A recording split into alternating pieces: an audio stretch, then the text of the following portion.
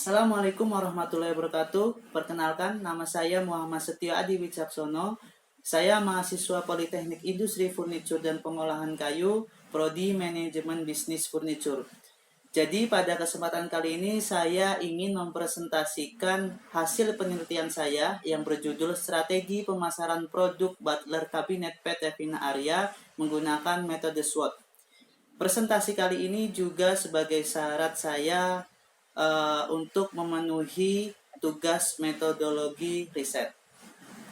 Langsung saja kita mulai materinya. Jadi sebelum kita masuk ke materi, ini adalah produk ataupun contoh dari Butler Kabinet di PT Vina Arya seperti ini.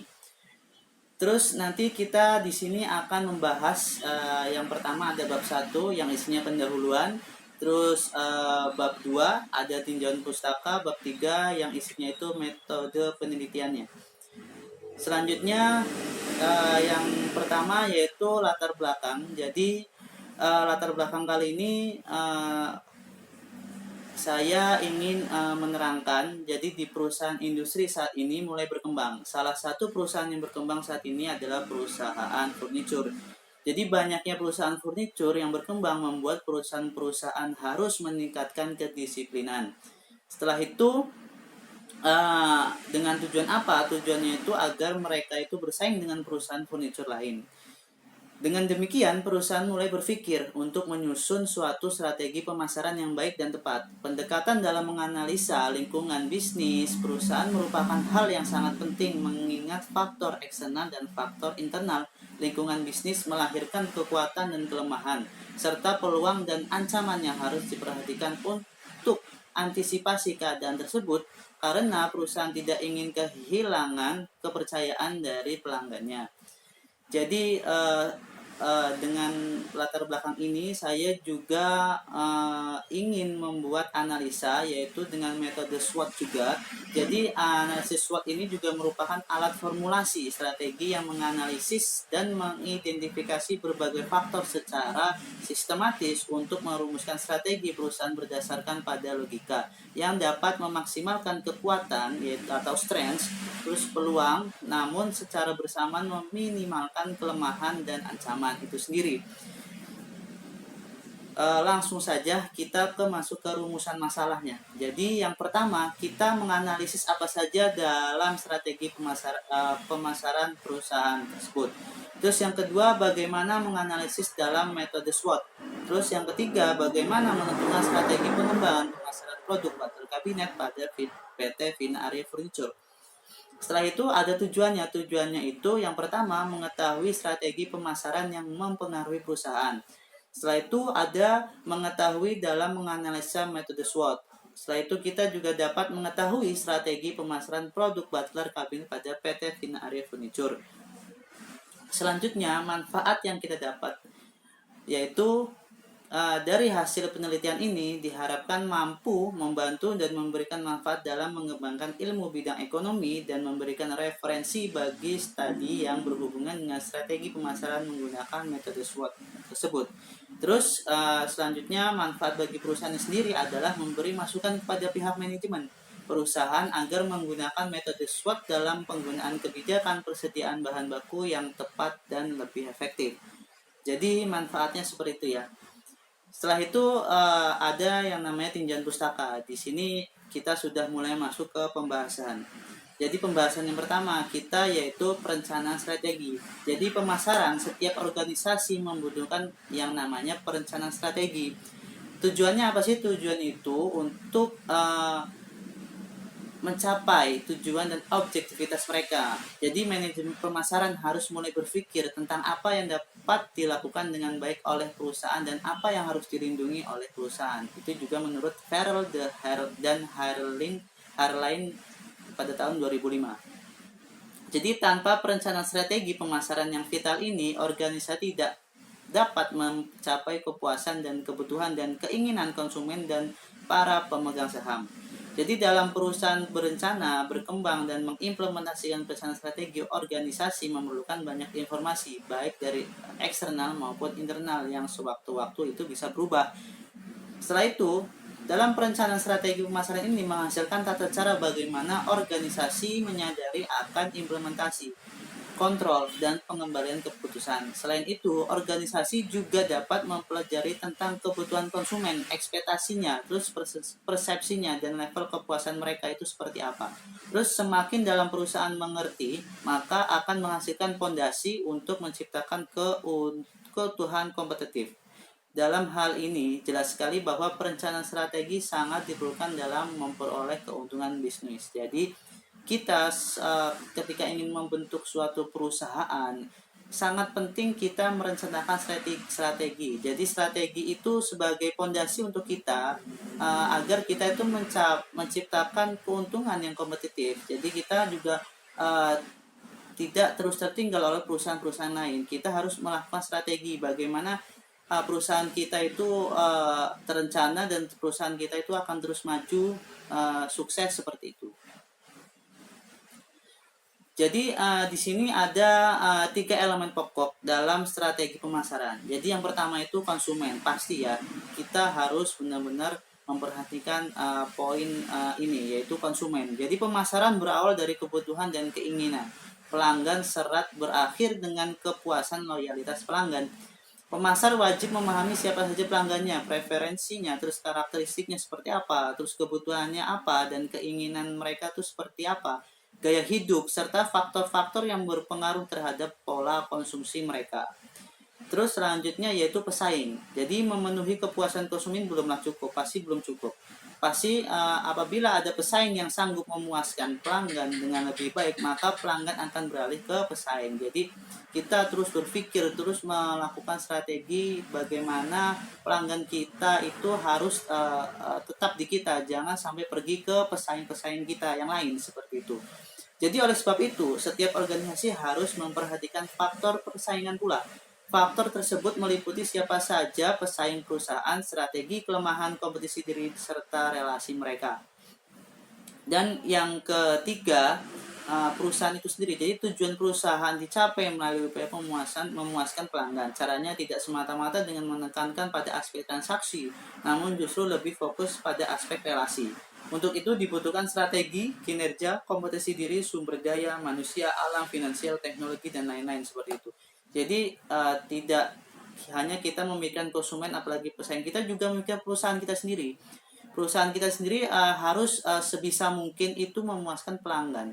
Jadi caranya itu ya tidak semata-mata menekan pada aspek transaksi. Kita juga harus memikirkan strategi kinerja kita, kompetisi diri kita, atau sumber daya manusia, alam yang kita punya. Jadi kita harus menstrategikan gimana caranya pelanggan kita terus ada di pihak kita seperti itu.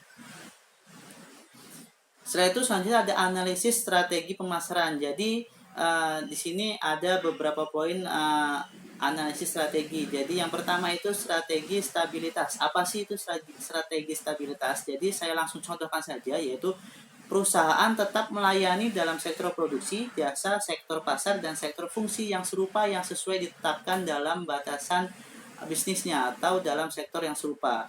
Jadi keputusan strategi utamanya difokuskan pada penambahan perbaikan. Pelaksanaan fungsinya itu seperti apa. Jadi stabilitas dilakukan jika strategi memusatkan pada sumber daya manajemennya atau dapat mengembangkan dengan cepat keunggulan berbisnis yang berarti fungsi produksi ya. Setelah itu ada strategi ekspansi. Jadi perusahaan melayani masyarakat dalam sektor produk atau jasa tambahan atau menambah pasar atau fungsi pada bisnis mereka. Contoh saja dari perusahaan itu kita mengontrak agen. Agennya itu ditugaskan untuk mencari pelanggan-pelanggan dari luar negeri ataupun dari mana terserah mereka gitu, agar relasi dari perusahaan kita itu makin luas, makin bertambah sehingga banyak orang yang tahu bahwa banyak yang tahu kalau perusahaan kita itu memang terpercaya ataupun melakukan pelayanan yang baik seperti itu. Selanjutnya perusahaan memfokuskan keputusan strategi pada peningkatan ukuran dalam langkah kegiatan dalam batasan bisnisnya sekarang. Strategi ini membutuhkan investasi yang tinggi dan sumber daya yang memadai, di mana perusahaan perlu memikirkan secara matang dalam proses perhitungan dalam perluasan pasar atau bisnis mereka.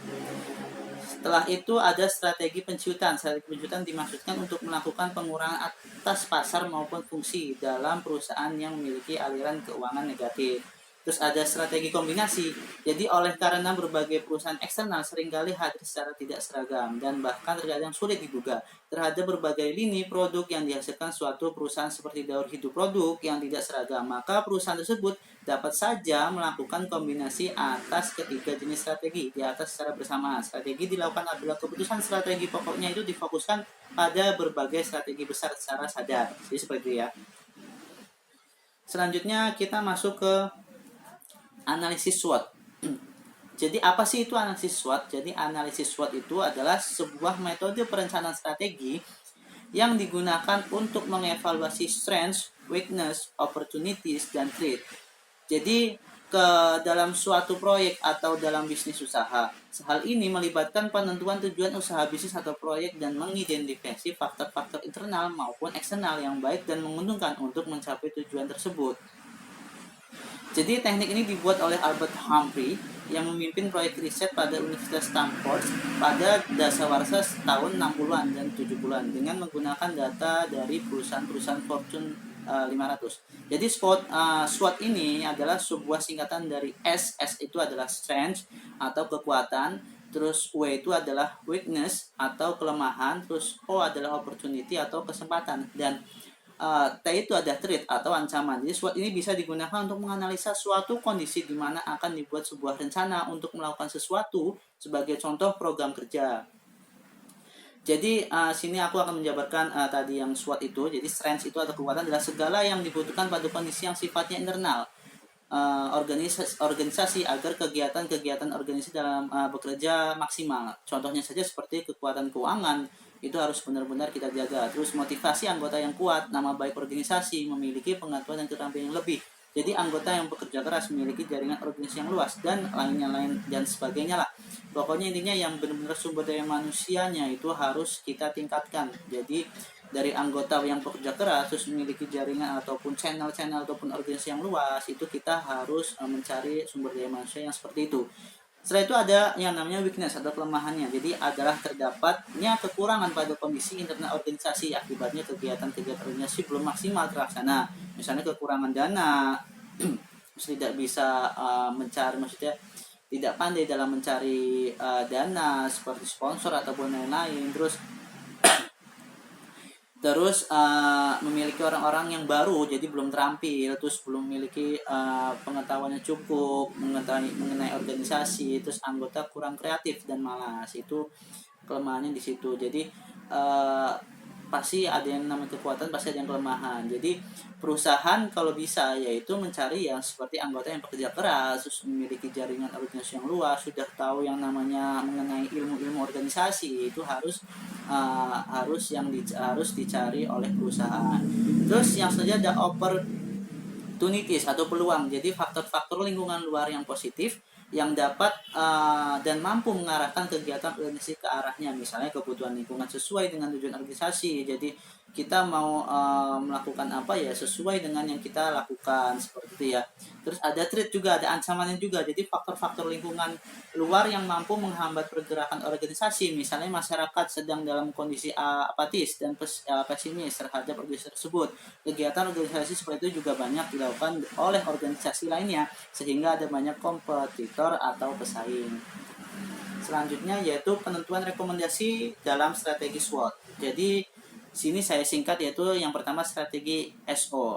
Strategi SO itu adalah strategi yang ditetapkan berdasarkan jalan pikiran organisasi, yaitu dengan memanfaatkan seluruh kekuatan untuk merebut. Jadi S itu kan di strength, kekuatan, untuk merebut dan memanfaatkan peluang sebesar-besarnya.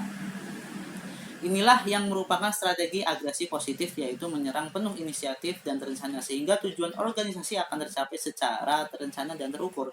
Jadi dalam strategi SO, organisasi mengejar peluang sebanyak mungkin dari luar dengan mempertimbangkan kekuatannya mereka sendiri, organisasinya. Mereka kuatnya ya seperti apa, ya jangan dilebih-lebihkan seperti itu. Jadi yang kedua ini adalah strategi WO.